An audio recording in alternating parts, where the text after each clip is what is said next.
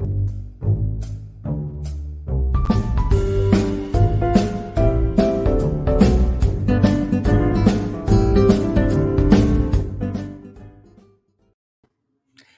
everybody, and welcome to True Crime Paranormal with this psychic sister. This is Katie Weaver, and it's time for my Friday pop up show. It is later in the evening than I normally do this show, but I'm happy to be here. And I've got a hell of a case for you guys. It's just really grabbed my attention, and I think it'll grab yours too. First, though, I hope that you are having a great Friday. I hope you have some plans, whether they're to stay in or stay out. I hope you have some plans that make your heart soar. Or I hope your plans fell apart so you can stay in and that makes your heart soar. However it is.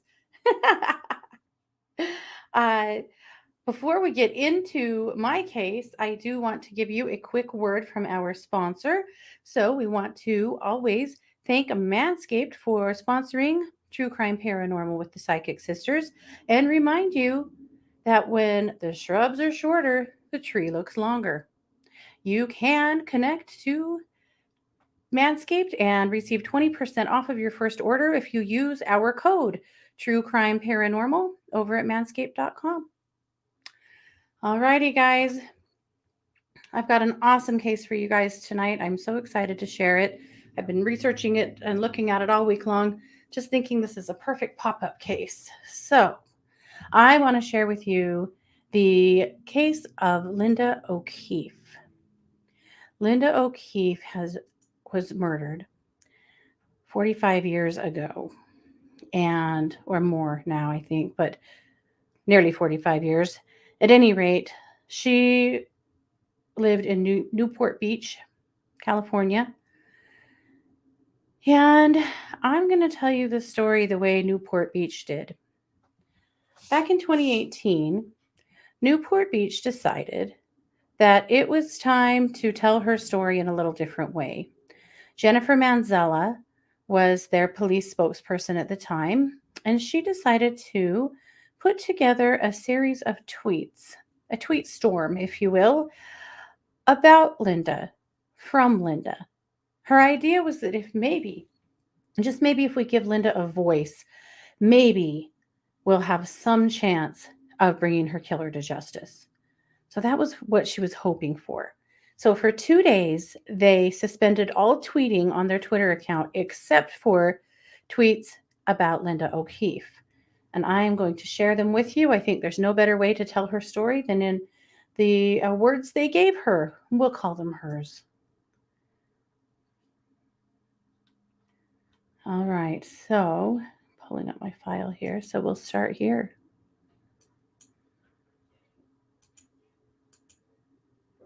Hi, I am Linda O'Keefe, or Linda Ann O'Keefe, if I'm in trouble with my mom. 45 years ago today, I disappeared from Newport Beach. I was murdered, and my body was found in the back bay. My killer was never found. Today, I'm going to tell you my story. Orchid Avenue. That's the street I grew up on.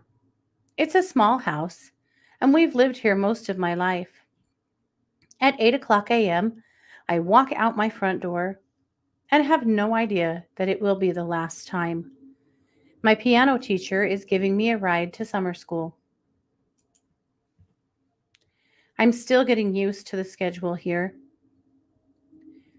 I go to Lincoln Intermediate School, which was a middle school back in 1973, although I hear it's an elementary school now. A lot has changed between the last time I was here and what it looks like in 2018.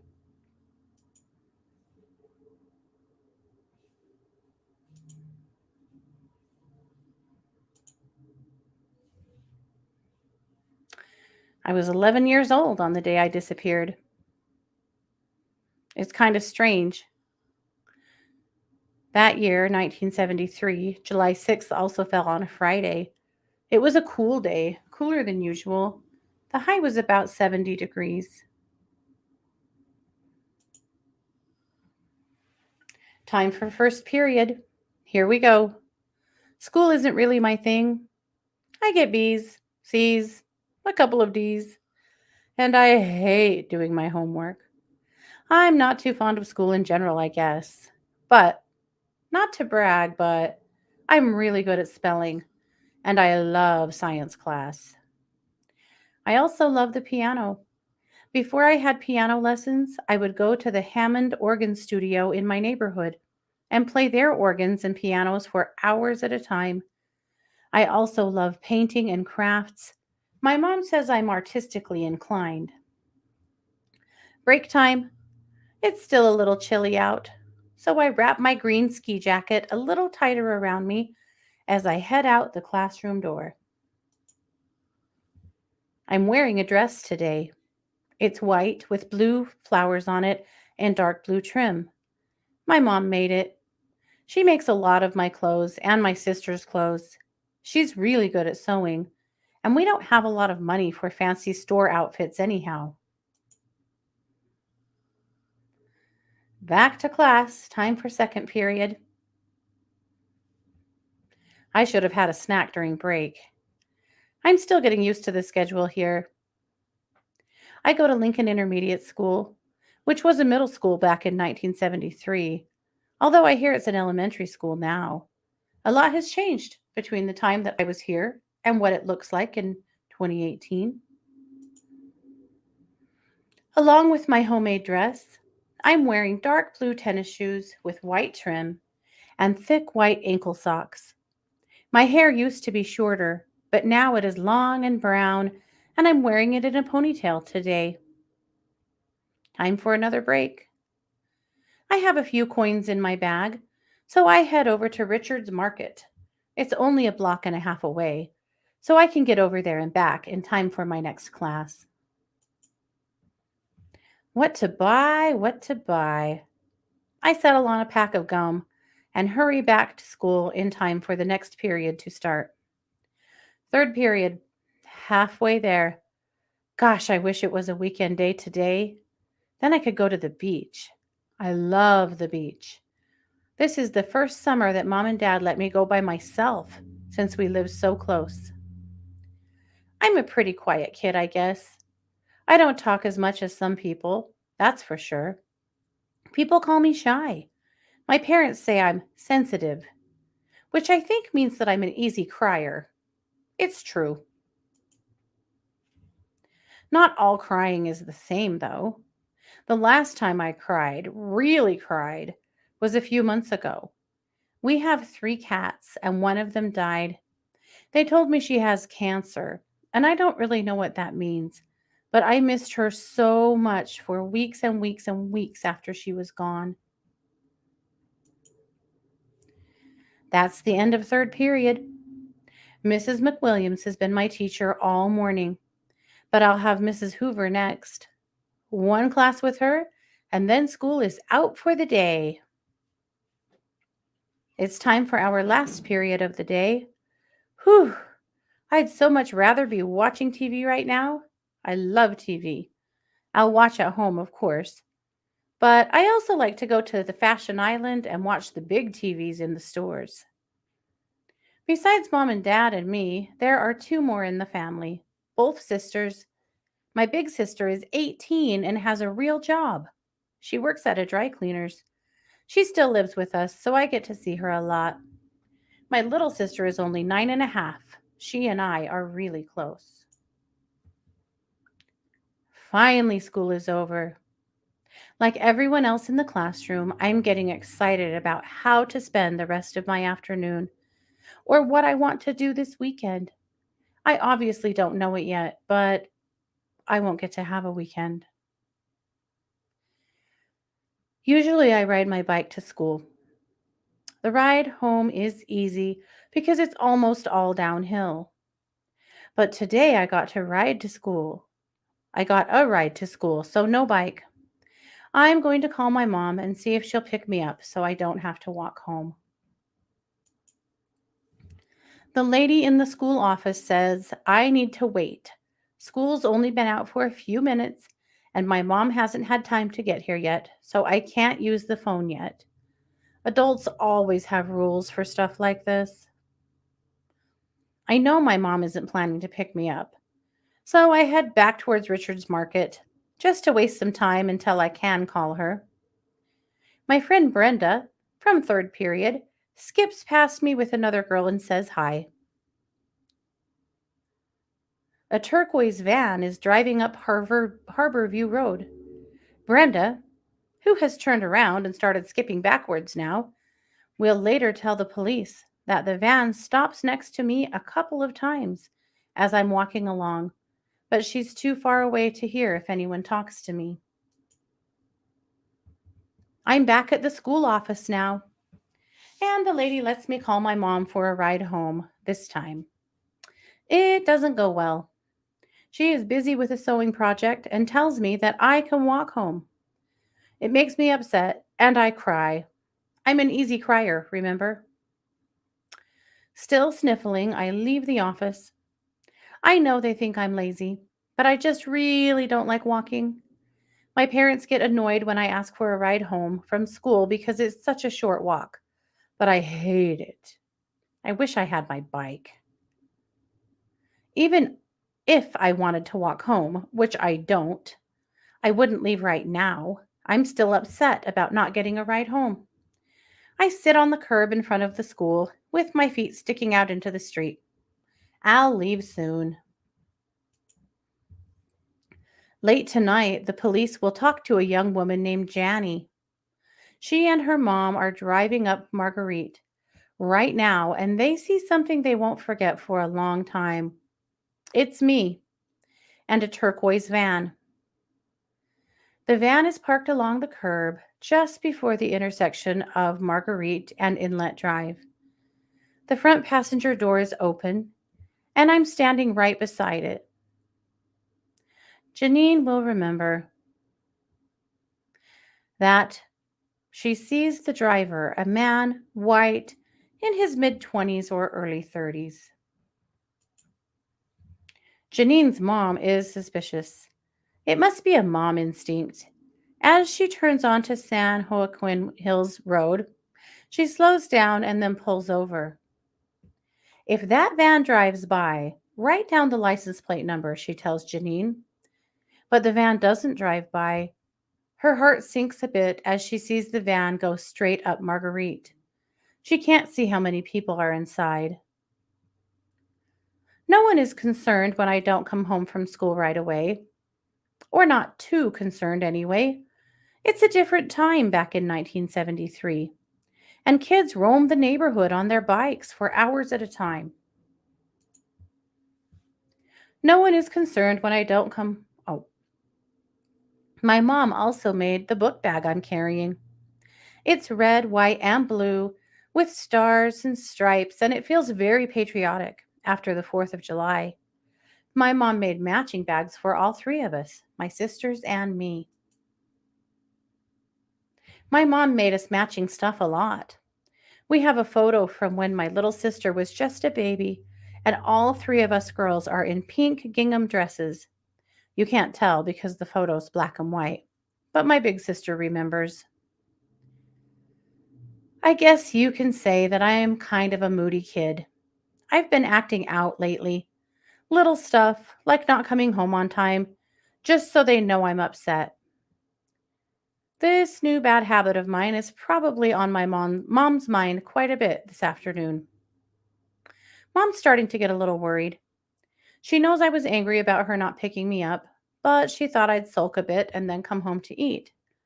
It's been 3 hours since she heard from me, which is a lot when you're a young girl with an empty tummy. Let's see. What else can I tell you about me? I've always been really good at tidying up. Mom says I'm like a little mother and always keep my room very neat. Whenever I clean, I ask her to come and see. I like hearing her tell me that I did a good job. Mom starts calling around to see if I'm at anyone's house. I have several friends in the neighborhood and friends from school. Kathy, Jim, Stacy, Mona, Mary Lou, but no one has seen me since I walked away from Lincoln Intermediate. When my dad gets home from work, worry turns into action. We have two family cars. My dad gets in one, my big sister gets in the other, and they start to look for me. There's a feeling that I'm being disobedient, not that anything is actually wrong. No luck. I am a Girl Scout and a member of the Corona Del Mar Youth Center, so there's a few places to check. I stopped going to the CMD Community Church a few months ago, but they check there too, just in case. No luck. I'm a Girl Scout and a member of the Corona Del Mar Youth Center.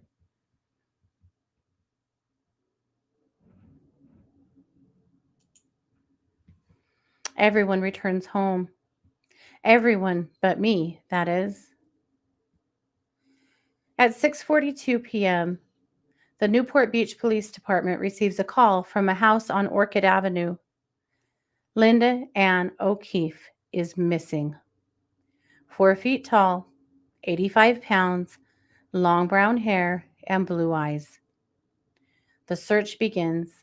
My dad and sister join in again in their separate cars. The police get to work, systematically checking out the areas between my school and my house. My mom has made about 40 calls by now, trying to track me down. Officers are searching everywhere. Back then, there were vacant fields south of the Pacific View and east of Marguerite.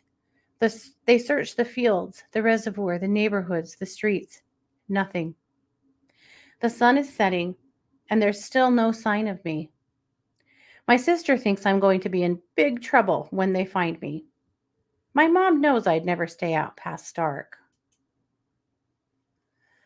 A new theory and a new hope. My good friend Kathy's parents were sailing to Catalina tonight. Kathy wanted to stay over at my house, but my mom had said no.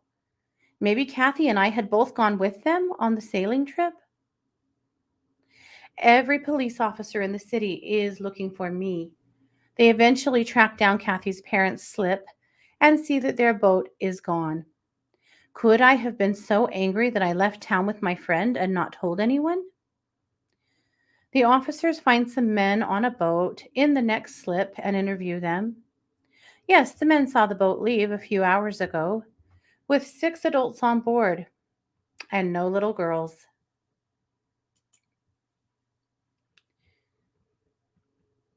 The officers are searching Fashion Island, the Back Bay, on foot, by car, by helicopter. Jeeps are used in places the patrol cars can't go. Still, nothing. The Catalina Harbor Police Department check the Avalon Harbor for Kathy's parents. They haven't arrived yet, but when they do, the North Beach Police Department wants to make sure that I didn't run away with them. My mom hopes that the men on the next boat over were wrong. Janine knocks on the door of my house and asks to talk to a detective. The image of the little girl and the turquoise van is still burning in her mind, and she heard that a little girl who lives here might be missing. A lady in the bluffs above Back Bay hears a female voice outside screaming, "Stop! You're hurting me!" She listens but hears nothing more. She doesn't know that I'm missing, that I'll be dead by morning, that I'll be found a couple hundred yards from her home. As midnight draws near, there is little peace for my parents. My sisters are both asleep. My big sister has to work in the morning, and anyway, she is still certain that I'm alive and well and in big trouble when they figure out where I have been. Kathy's parents still haven't turned up in Catalina. Until they do, there's still hope that at least one place I could be that the officers can't find me. One place that doesn't involve a passing glimpse of a strange man in a van. The search will continue throughout the night. The sun has been up for a couple of hours, and the police department is still searching for me. More volunteers have joined in. When my big sister gets to work, she is shocked to see the headline on the front page of the Daily Pilot: Girl 11 vanishes in Newport. Linda vanished? No, no, no, she thinks. They must have something wrong. Tons of people are looking for me. The helicopter has been scouring the canyons and remote areas of Corona del Mar. My dad is out looking for me too, with some officers. My mom is still home, peering through the curtains at all of the activity on our quiet street. Less than a half a mile from my house, a man is getting on his bike. He pedals towards the back bay with his 4-year-old son in tow. He is due to meet two friends there. A new shift of searchers is gathered at the police department. Newport Beach Explorer Post 1050, Costa Mesa Search and Rescue Post 198, and a handful of others are joining in to relieve the volunteers who have looked for me all night. The man and his friends meet in the back bay and start to tour the area on their bikes. They are looking for a good place to hold a nature study. Specifically, they're looking for a good place to observe frogs.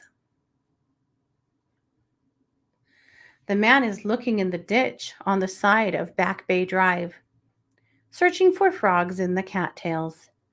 Instead, he sees something small and pale. My hand. He sees my hand. He screams, trying to rouse me.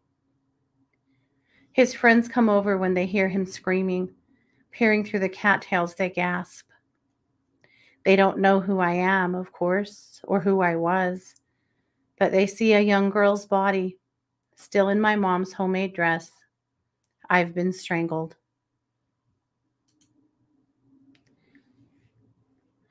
They go for help. They ride along Back Bay Drive, looking for a phone, a person, anything. Just before San Joaquin Hills Road, they find a police car. The officer, one of many who have been searching for me, is the first to know. This is now a homicide investigation.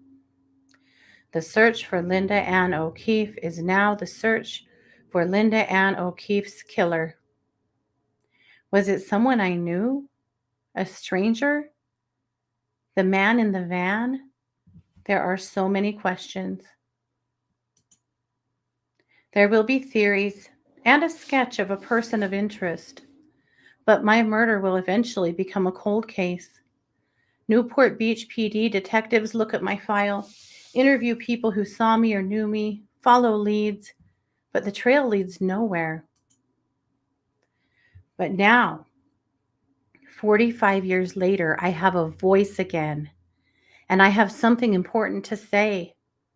There is a new lead in my case, a face that comes from DNA that the killer left behind. It's technology that didn't exist back in 1973, but it might change everything today. There is a video about my case at Newport Beach Police on YouTube about the evidence, about the clues and facts that will lead detectives to my killer.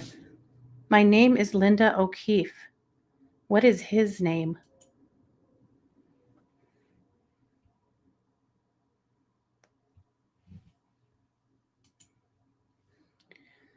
In July 1973, 11-year-old Linda Ann O'Keefe was murdered. In July 2018, her story touched millions of people through hashtag Linda's Story on Twitter. Today, February 20th, 2019, we have a new message to share, and we are giving Linda a voice once more. On Tuesday, February 19th, 2019, detectives from the Newport Beach Police Department arrested this man, James Allen Neal, date of birth 7/28/46, in Colorado Springs, Colorado, for my murder. My murder.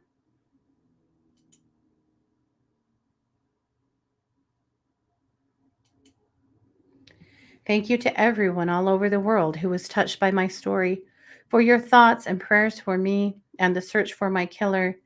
Thank you to my family, friends, and schoolmates who never gave up hope. And finally, thank you to the generations of investigators who worked my case for more than 45 years. Because of you, James Neal is now in custody. Because of you, my story didn't end in 1973. Thank you for never, ever giving up. So, how did it happen? How did they finally find him? Well, this is yet another DNA for the win case. Back in 1973, when Linda was found, she had been raped and there was semen on her body.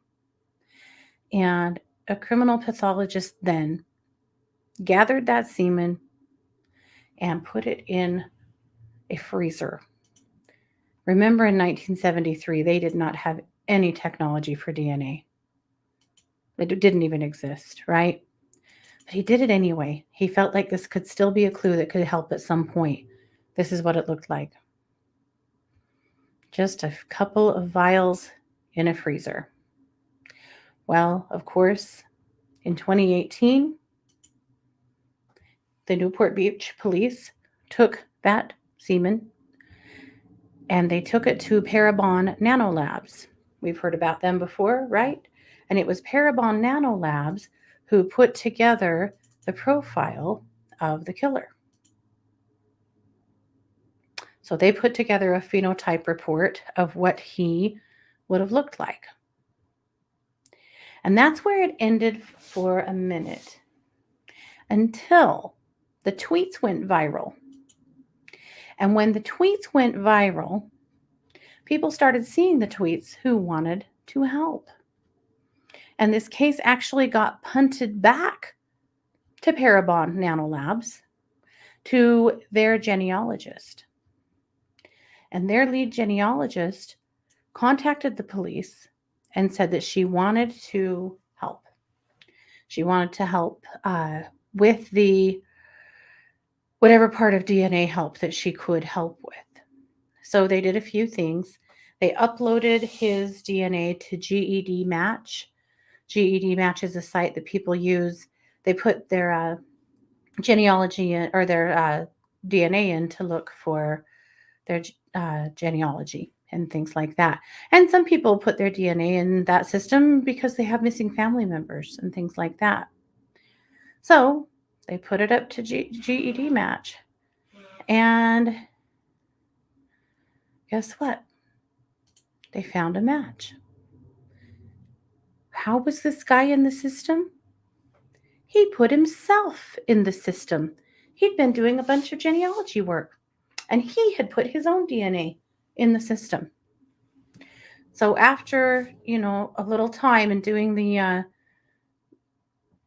chasing back that it takes them to put together a family tree and find the guy, they found the guy. So a couple of things had to happen. They had to find him, which they did in Colorado. But then they needed to obtain a fresh look at his DNA to make sure that it matched. Cold cases, not only are they incredibly hard to solve, they're hard to prove because they've gone for so long. So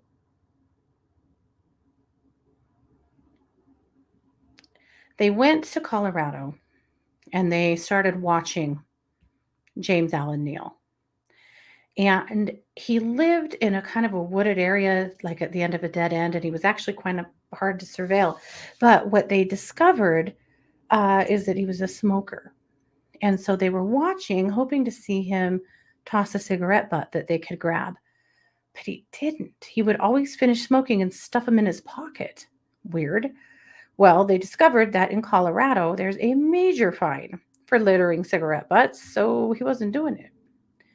But they kept watching him from afar, and finally one day in a parking lot, he flipped out a cigarette, and they had it. And they took that cigarette butt back to Parabon Nanolabs, and guess what? It matched. So they were able to arrest him. And was 72, a married father and grandfather, and totally denied it. Totally denied it. But what they discovered is that he actually has quite the history of raping young girls. He's had other charges and lots of other times where they suspected him that he wasn't convicted, but he had a long history of sexually assaulting little girls. He had a type somewhere between 7 and 11 years old. Yeah, quite the guy. So once they get him arrested and take him into custody, he is immediately denying it, saying that he would have never done something like that. And they just keep talking at him and talking at him. And he says that he has never seen her before. He says he's never picked up any kids ever. At one point, they finally tell him that his DNA was on Linda's body. And he says, I can't explain that. And Sergeant Hedepweg, that was interviewing him, says, you're telling me just miraculously your semen got on her? He says, it must be miraculous because it wasn't me. Yeah. At one point, they leave the room and they leave a picture of Linda sitting on the table. And he actually picks it up and looks at it and says, sorry, baby, but it wasn't me. But as we know, it was him. And so obviously they are building a case. Her family is notified. Sadly, both of her parents have already died, but her older sister was overjoyed to learn that they had made an arrest. Her name is Cindy, and it was an incredible experience for them to know that it finally happened, that they finally had the person in custody. He was charged with murder and 2 special circumstances, kidnapping and an act during the murder of a lewd and lascivious act upon a child under the age of 14. Linda's classmates had made a Facebook page for her and had kind of stuck together and, talked about this case all of these years. And they were overjoyed, shocked, totally blown away that finally they have somebody in custody. So they were still trying to make sure they could put a whole case together to put him in jail forever. Because believe it or not, at the time that crime was committed, the sentence would have been a whole lot less than it is today. So they wanted to make sure they could keep him behind bars forever. And they were able to get a search warrant for his phone because they wanted to know if he'd been following this case on Twitter, like if he knew about all of the stuff that had been going on. Well, they didn't see any evidence of that. But what they did find was copious amounts of child pornography. And they were able to take that child porn and pile up enough charges that he would never, never, never see the light of day again. So that was the plan. So they're ready to take this to a jury. They're ready to tell the whole story. They have the DNA. They have the child pornography. They have all of the previous charges and the history.